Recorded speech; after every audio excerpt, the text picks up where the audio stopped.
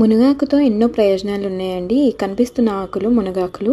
వీటితో పొడి రెసిపీ ఎలా తయారు చేయాలో ఈ వీడియోలో చూసేద్దాం. ముందుగా మునగాకుల్ని 2-3 సార్లు బాగా నీటిలో కడిగేసి ఎండలో ఆరబెట్టేయండి. ఎండలో ఆరబెట్టినాక నెక్స్ట్ డే వీటిని ఒక 5 మినిట్స్ ఫ్రై చేయండి ప్యాన్లో వేసి. క్రిస్పీనెస్ వస్తుంది. దాని తర్వాత ఆయిల్ లేకుండా ఫ్రై చేసుకోండి. అదే బాండీలో 1 స్పూన్ మినపప్పు, 2 స్పూన్ల శనగపప్పు, 1 స్పూన్ ధనియాలు, 1 స్పూన్ జీలకర్ర, 1 స్పూన్ వేరుశనగ గుళ్ళు వేసి బాగా డ్రై రోస్ట్ చేసుకోండి. రోస్ట్ అయ్యాక అదే ప్యాన్లో మళ్ళీ ఎండుమిర్చి, ఒక 15 దాకా ఎల్లిపాయలు, ఒక 2 కాడల కరివేపాకు, ఒక 3 రెమ్మల చింతపండు వేసి రోస్ట్ చేసుకోండి.